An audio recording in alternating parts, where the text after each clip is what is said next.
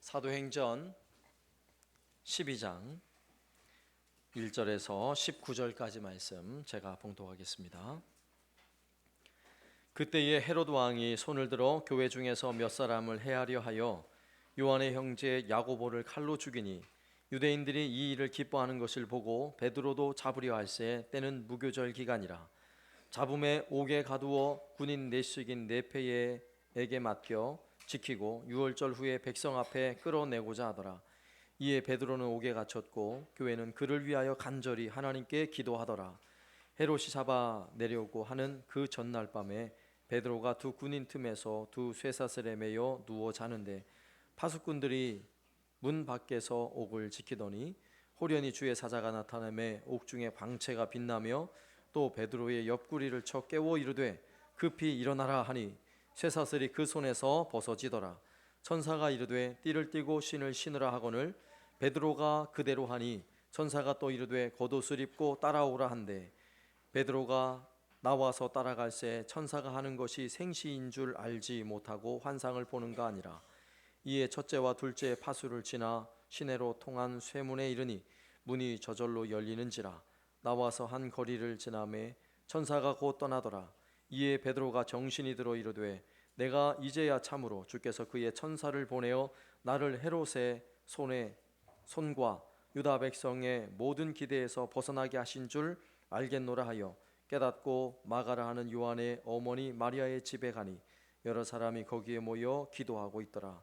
베드로가 대문을 두드리는데 로데라 하는 여자아이가 영접하러 나왔다가 베드로의 음성인 줄 알고 기뻐하여 문을 미처 열지 못하고 달려 들어가 말하되 베드로가 대문 밖에 섰더라 하니 그들이 말하되 내가 미쳤다 하나 여자아이는 힘써 말하되 참말이라 하니 그들이 말하되 그러면 그의 천사라 하더라. 베드로가 문 두드리기를 그치지 아니하니 그들이 문을 열어 베드로를 보고 놀라는지라.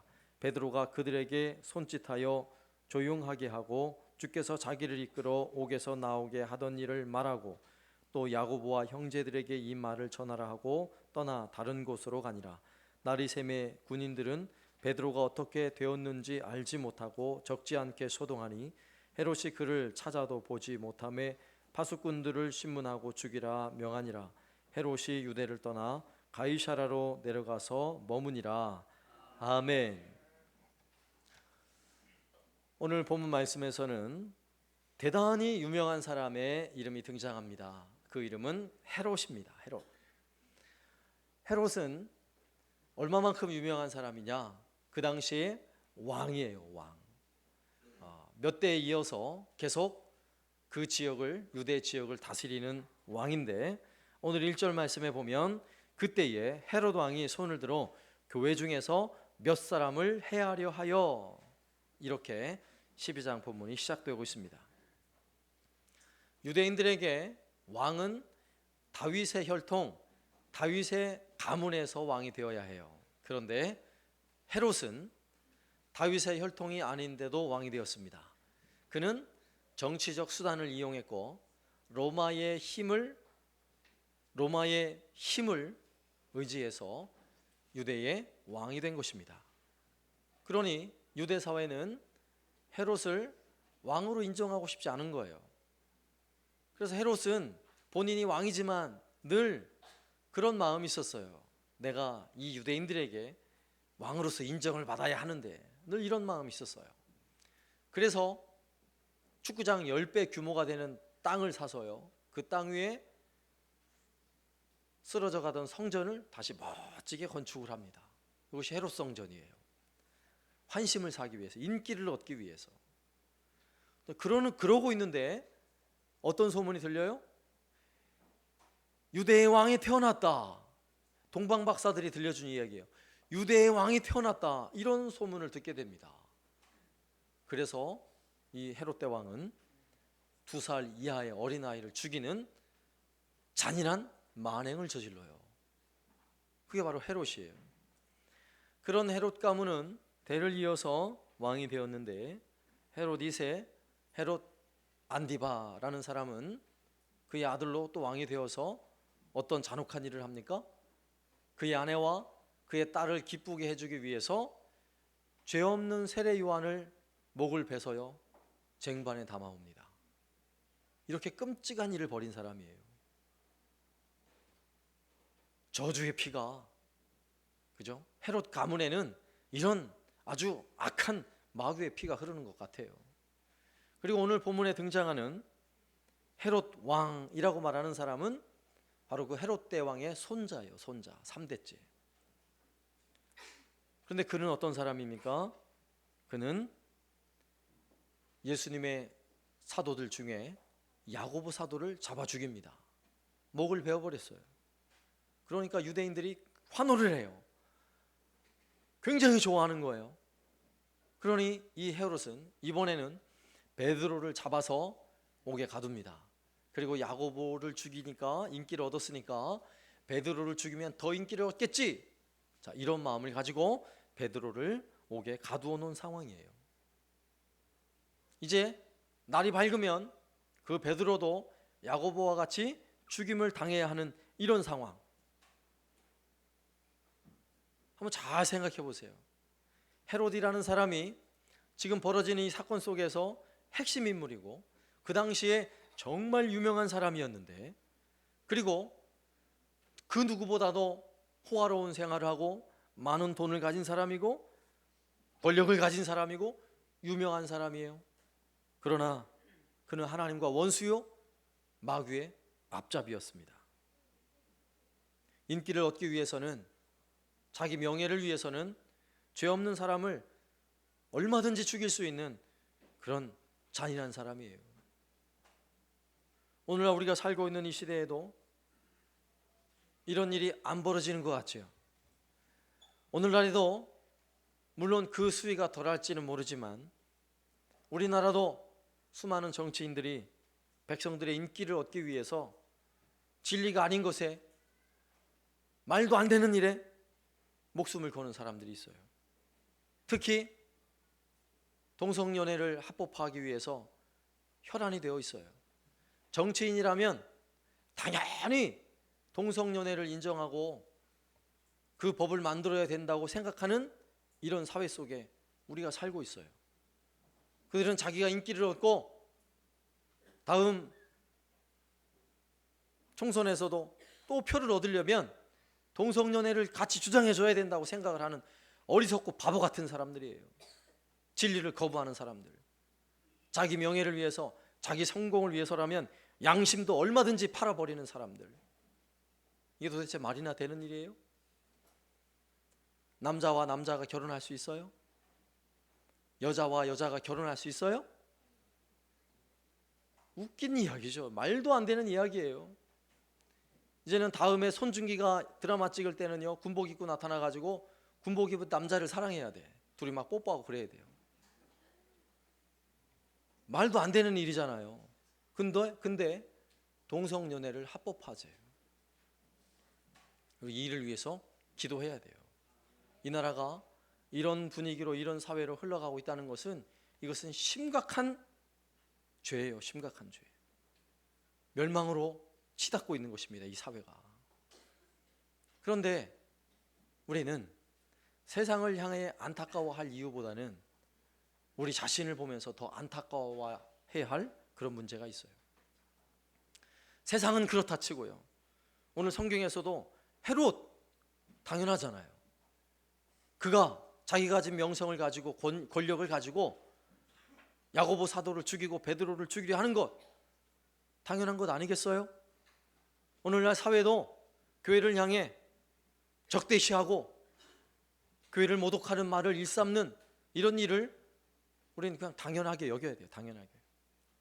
그러나 문제는 뭔지 아세요? 교회 안에서 예수를 믿는다고 말하는 사람들까지 하나님의 말씀의 진리를 따르려 하지 않는다는 거예요. 이게 심각한 문제인 거예요. 성경의 진리를 듣는 건 좋아해요. 배우는 건 좋아해요. 아는 건 행복해요. 그런데 따르라고 하면, 그 말씀대로 순종하라 그러면 꼬무니를 빼는 것이 오늘날 현실이에요. 말씀대로 살기 위해서 손해를 좀 보면 어때요? 명예를 얻기 위해서, 성공하기 위해서는 돈을 쓸 줄도 알고 시간을 투자할 줄도 아는데 말씀대로 살기 위해서 돈을 쓰고 시간을 투자하는 데는 별로 관심을 가지지 않고 있다면 이것이 더 심각한 문제인 것입니다. 심지어는 하나님의 말씀이 우리의 양심을 두드려도 가책조차 받지 않는 그런 한국 사회, 한국 교회라면 희망 없는 것 아니겠어요? 두려운 일이에요. 이런 의미에서 우리는 오늘 본문 속에 핍박을 하는 헤롯 왕, 그리고 그 앞에 마치 바람 위에 촛불처럼 예루살렘 교회와 그리고 베드로의 모습이 어떠했는가를 살펴봐야 돼요. 이것은 2000년 전의 이야기가 아니라 오늘 우리 사회의 이야기이기 때문에 그렇습니다. 오늘 우리가 직면한 문제라고 우리가 생각해야 할 것입니다. 이런 의미에서 그 내용을 두 가지 의미로 생각해 보려 해요. 세상에 대하여, 이런 수많은 도전에 대하여 예수를 믿는 성도로서 우리가 어떻게 살아야 하는가, 베드로를 통해 그리고 예루살렘 교회를 통해 두 가지 내용을 살펴보려고 합니다. 첫 번째는요, 감옥에 갇혀 있는 베드로의 모습을 한번 보세요. 그는 죽음에 직면하고 있지만 아무런 두려움이 없어 보여요. 베드로는 이미 앞서서도 사도행전 4장에서 대제사장에게 잡혀가서 감옥에 갇힌 적이 있었습니다. 그때도 베드로를 향해 예수 말도 꺼내지 마, 너 예수에 대해서 말하면 너 죽을 줄 알아, 협박하는 이들을 향해서 베드로가 얼마나 당당하게 이야기를 했어요. 내가 보고 내가 들은 것을 말하지 않을 수 없다, 당당하게 이렇게 얘기했어요. 그리고는 감옥에 나와서는요, 아주 당당하게 성전에서 예수 복음을 전한 것입니다. 죽일 테면 죽여봐라 이거예요. 그때에 3,000명, 5,000명 회개하고 돌아오는 놀라운 역사가 예루살렘 초대교회에 나타난 것입니다. 그런데 그때의 상황보다 오늘 우리가 읽은 본문의 상황은 더 좋지 않아요. 왜냐하면 이미 헤롯에 의하여 야고보가 목베임을 당해 죽었어요, 이미. 그렇다면 베드로가 지금 옥에 갇혀 있는 이것이 베드로도 직감할 거예요. 아하, 나도 이제 죽겠구나, 이런 마음이 들 것 아니겠어요? 그러니까 굉장히 심각한 상황이에요. 오늘 4절 말씀에도 보면 잡음에 옥에 가두어 군인 넷씩인 내패에 맡겨 지키고 6월절 후에 백성 앞에 끌어내고자 하더라. 당장 날이 밝으면 그를 죽이기 위해서 아주 삼엄하게 경비를 하고 있다는 것입니다. 오늘 보면 군인 넷씩 내패에 맡겼다는 말은 4명이 한조가 되어서 보초를 쓰는 거예요. 그런데 어떻게 감시를 하게 하냐면 두 사람은 베드로의 옆에 발은 발길이, 손은 손길이 쇠사슬로 묶어놓습니다. 도망갈 수 있겠어요? 아니, 따로 묶어놓으면 뭐 이렇게 해서 도망갈 수라도 있지요. 그런데 군인하고 같이 묶어놔요. 그리고 철장으로 가둬놓고 철장 밖에는 또 군인 둘이서 지키고 있는 것입니다. 이게 4명이서 지키는 거예요. 그 감옥을 빠져나올 수 있겠어요? 불가능한 일이에요. 졸 수도 있잖아요. 그래서 4조로 나눠가지고 밤새도록 지키게 하는 것입니다. 도무지 빠져나올 수 없는 상황이고요. 이제 날이 밝으면 야고보를 죽였던 그 헤롯의 명령으로 베드로도 목이 달아날 판입니다. 지금 이런 상황이에요.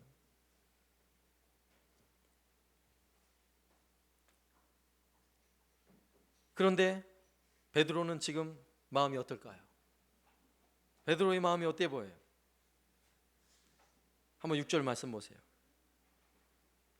헤롯이 잡아내려고 하는 그 전날 밤에 베드로가 두 군인 틈에서 두 쇠사슬에 매여 누워 자는데 파수꾼들이 문 밖에서 옥을 지키더니, 자, 손발이 군인과 함께 꽁꽁 묶인 채 베드로는 지금 뭐 하고 있대요?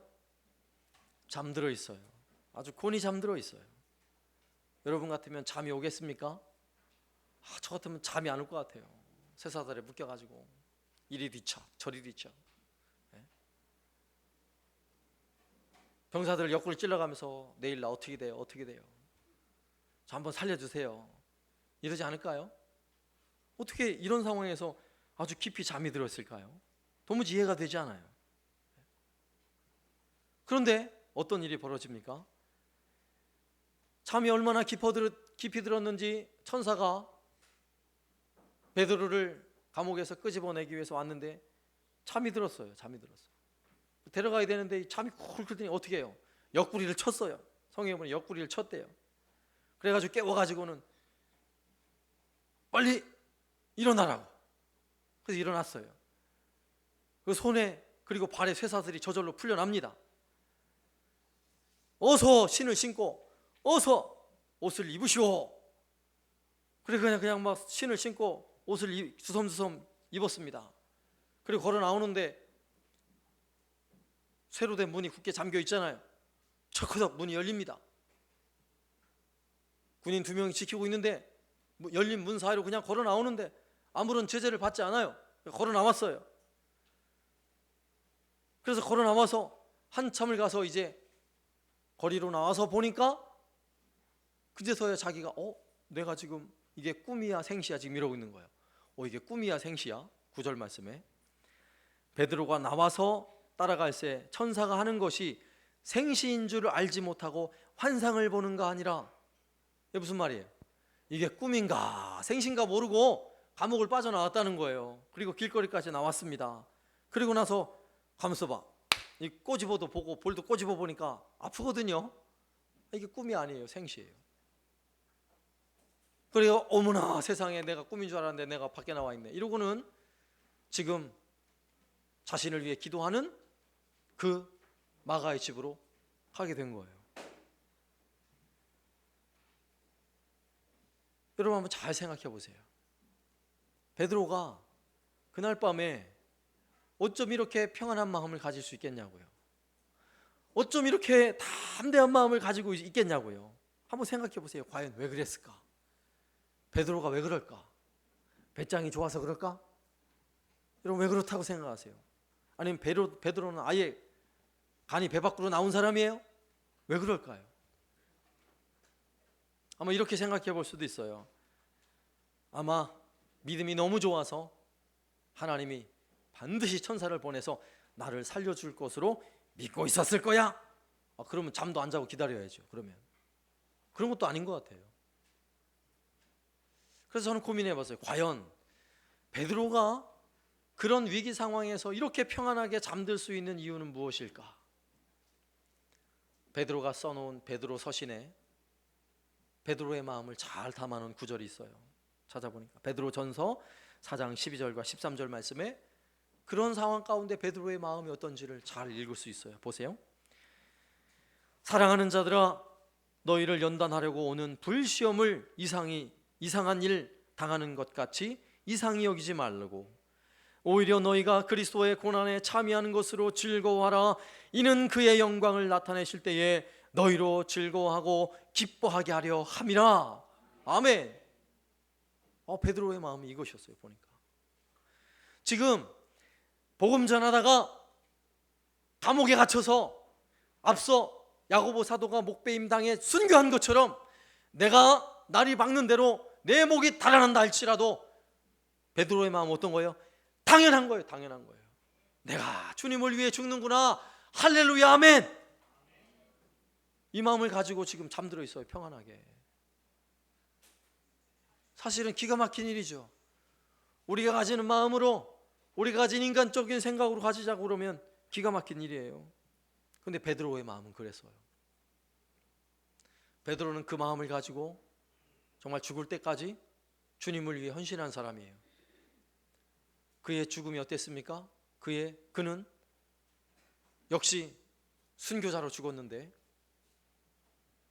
그도 십자가에 매어 달려 죽이려고 하니까 베드로가 간청을 했어요. 내가 어찌 예수님과 똑같은 십자가에 달려 죽을 수 있겠습니까? 나는 십자가를 거꾸로 세워가지고 나는 거꾸로 매달아 주십시오. 그래가지고요 십자가에 거꾸로 매달려 순교를 했어요. 그 마음이 어떤 마음이겠어요? 조금 전에 베드로 전서 4장 12절 13절 말씀에 읽은 것처럼 당연히 여기는 거예요. 불시험이라 할지라도, 주님을 위한 어떤 환난이라 할지라도 내가 주님을 위해 내가 마땅히 당해야지, 이런 마음을 가지고 있는 것입니다. 아, 예수님도 나를 위해 십자가에 죽으셨는데 그래, 나는 십자가에 거꾸로 못이 박혀 죽어야지, 이런 마음을 가지고 있는데 감옥에 쇠사슬에 매여 양군인 옆에 있은들 날이 밝아 사형대 앞에, 교수대 앞에 서서 목이 잘려나갈 그런 위기에 처한들 그 마음이 두렵겠냐고요. 그런 위협하는 헤롯이 두렵겠냐고요. 군사들이 두렵겠냐고요. 두렵지 않은 것입니다.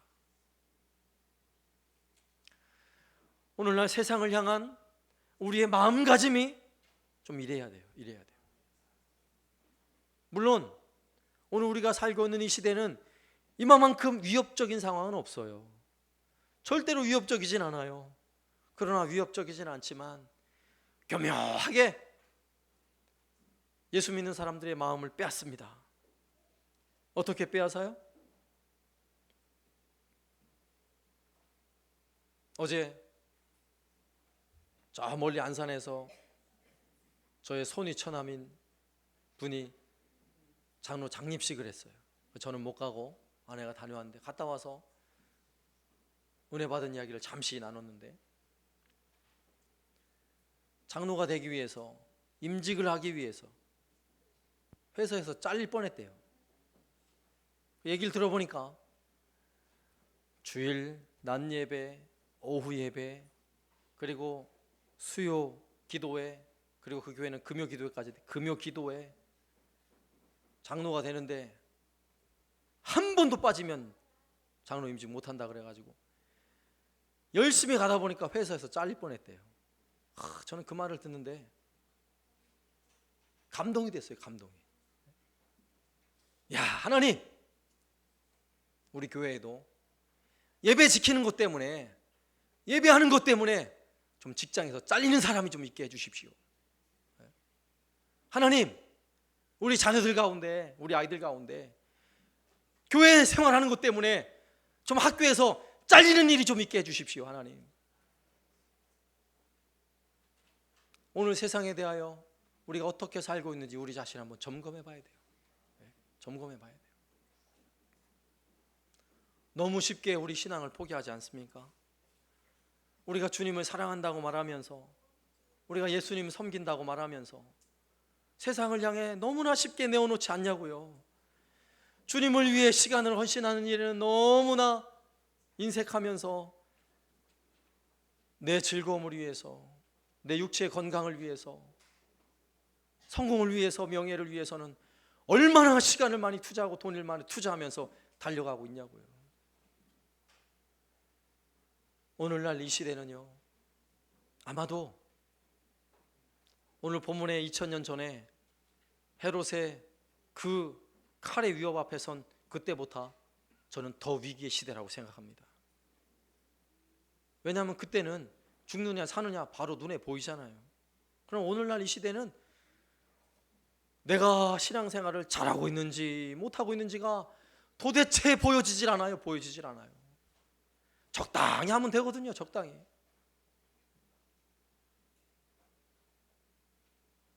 오늘 베드로를 통해 우리는 다시 한번 분명히 알아야 하는 것입니다. 우리는 생명의 위험을 받지 않는다 할지라도 생명을 걸 수 있어야 합니다. 우리는 굳이 오늘날 시대는 생명 걸 필요 없는 시대예요. 그러나 주님을 예배하기 위해서, 내가 바르게 신앙생활하기 위해서, 내가 하나님의 말씀에 진리를 따르기 위해서 생명을 걸어야 해요. 생명을. 그러지 않고는요, 나도 모르는 사이에 넘어가 있어요. 세상에 나도 모르는 사이에 물들어 있어요. 생명 걸고 예배할 수 있길 바랍니다. 우리 생명 걸고 주님을 섬기는 진실한 그리스도인으로 살아갈 수 있길 바랍니다.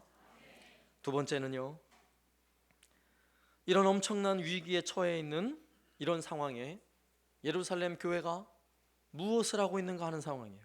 무엇을 하고 있는가? 예루살렘 교회가 뭐 하고 있습니까? 기도하고 있어요. 기도하고 있어요. 열심히 기도하고 있습니다. 밤이 새도록 기도하고 있어요. 그들이 기도할 수밖에 없는 이유가 있어요. 앞서 정확히 며칠인지 모르겠지만 며칠 전에 야고보 사도가 죽었거든요. 그 헤롯에 의해서 목배임을 당해 죽었거든요. 그런데 이번에는 베드로 사도가 잡혀 들어갔습니다. 여러분이 그 시대 성도들이라면 어떻겠어요? 좀 실감나게 바꿔서 얘기를 하면, 제가 성지순례를 갔다가 테러단체, 이슬람 테러단체에 잡혀갔어요.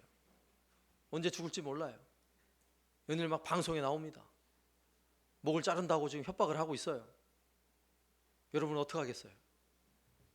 그냥 집에서 편안히 누워서 김치찌개 먹고 된장 끓여 먹고 하면서 편안히 지낼 수 있겠어요? 그럴 수 없죠. 큰 위기인데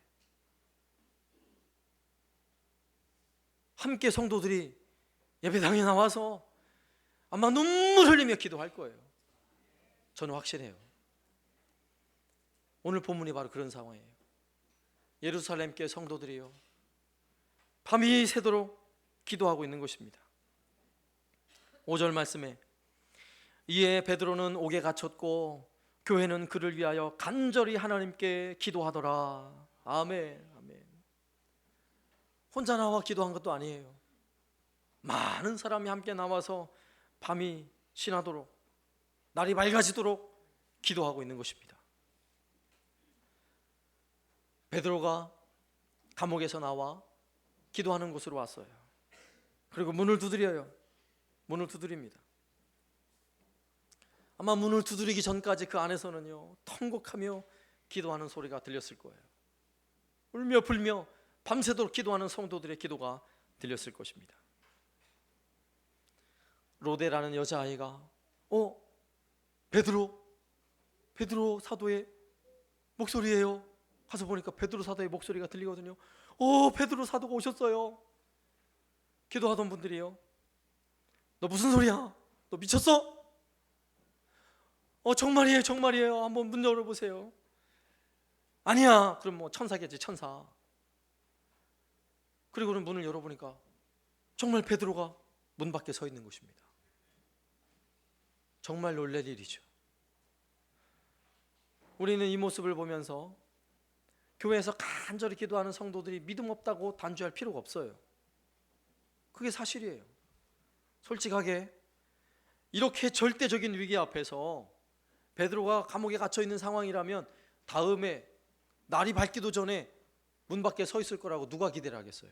솔직하게 우리가 같이 그 자리에서 빨리 좀 살려주십시오라고 애타게 기도하고 있는 상황이라도 바로 날이 밝기도 전에 베드로가 문 밖에 있을 걸로는 아무도 기대 못해요. 그건 믿음에 관한 문제가 아니라고요. 그걸 가지고 믿음이 약한 기도 이렇게 말할 필요가 없어요. 중요한 사실은 온 성도들이 한마음 되어서 기도할 때 어떤 일이 벌어졌다는 거예요. 기도할 때 잠들어 있는 천사가 가서 베드로의 옆구리를 두드리고 있는 것입니다. 기도할 때 베드로의 손과 발에 묶여있던 쇠사슬이 풀려나는 것입니다. 기도할 때 기도하는 사람들은 전혀 알지 못했지만 굳게 잠긴 감옥의 철문이 철크덩 열리는 거예요. 기도할 때 옥문을 지키고 서 있는 군인 앞을 걸어 나오지만 군인들이 멀뚱멀뚱 보면서도 무슨 일이 일어나는지 모르는 거예요. 그 길을 그냥 걸어 나오는 것입니다. 그리고 기도할 때 바로 기도하는 그 문 밖에 베드로가 서 있는 것입니다. 할렐루야. 이게 바로 성도들의 기도인 것입니다. 특히 어떤 심각한 위기와 고난의 상황에 처해 있을 때에 교회가 한마음 되어서 온 성도들이 함께 모여 애통하는 마음으로, 간절한 마음으로 기도하는 것은요, 이렇게 놀라운 능력과 역사가 있다는 사실을 우리는 믿어야 하는 것입니다. 사랑하는 여러분, 이런 기도의 능력을 믿으십니까? 그러면 기도하십시오. 기도하십시오. 당장 이번 수요일부터 기도하세요. 기도. 저는 집에서 그냥 침대에 누워서 기도합니다. 거짓말하지 마세요.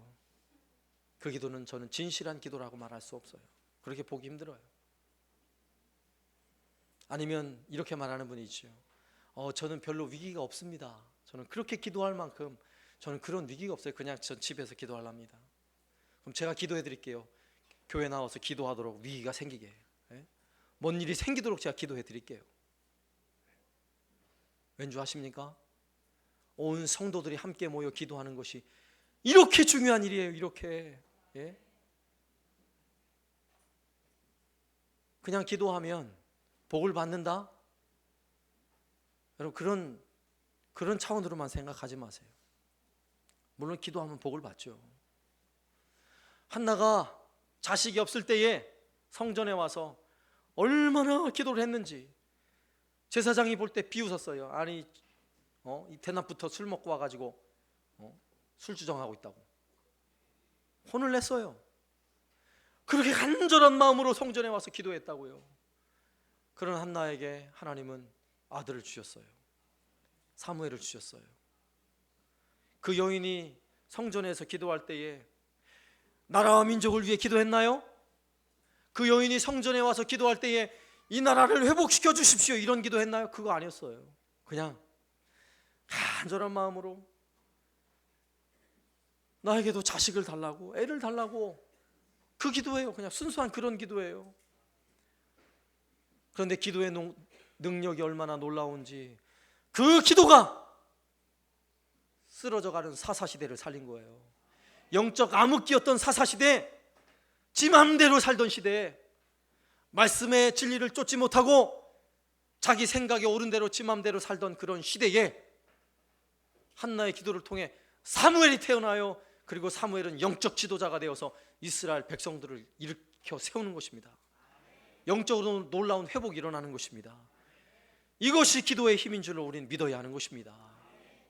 내가 무엇으로든지 간에 기도를 시작하면, 오늘 한나와 같이 단순하게 주여 내 아들 정신 차리게 해주십시오, 그거 하나 가지고라도 기도를 시작한다면 내 아들 정신 차려서 나라를 변화시킬 줄로 믿습니다. 이게 기도의 능력인 것입니다. 우리의 기도 가운데는요, 우리가 믿는 것보다 더 풍성한 은혜가 있어요. 오늘 본문에서와 같이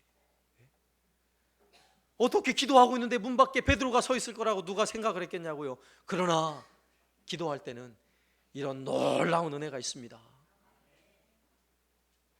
이걸 믿으면서도 기도하지 않는다면 불신앙입니다. 예수님 안 믿는 거예요. 저는 그렇게 마음이 들었어요. 기도에 그런 놀라운 은혜가 있고 능력이 있는데도 도무지 기도하려 하지 않는다면, 더구나 교회에서 직분을 가졌는데 장로와 권사와 안수 집사, 서리 집사 직분을 받았는데 기도하는 일에, 교회가 함께 기도하는 일에 그 마음에 아무런 감동이 없고, 함께 기도하여서 가정을 세우고 교회를 세우고 나라를 세워가는 일에 그 마음에 아무런 변화가 없다면, 아무런 감동이 없다면 직분을 잘못 받은 것입니다.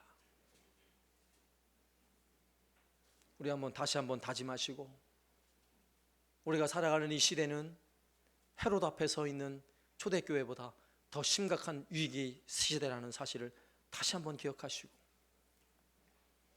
베드로처럼 세상에 대하여 담담하든지 당당하든지 어떤 도전이 온다 할지라도 까짓거 내가 주님을 섬기는 일이라면 나는 직장도 포기할 수 있어, 돈도 포기할 수 있어, 아니 생명도 포기할 수 있어, 이런 마음을 가지시든지, 아니면 내 마음을 다하여서 함께 기도하는 일에 여러분의 시간을 투자하시고 마음을 들여 함께 기도하는 일에 헌신하시든지, 우리 함께 다시 한번 각오하고 결단할 수 있는 저와 여러분 되시기를 살아계신 예수님의 이름으로 축원합니다. 아멘.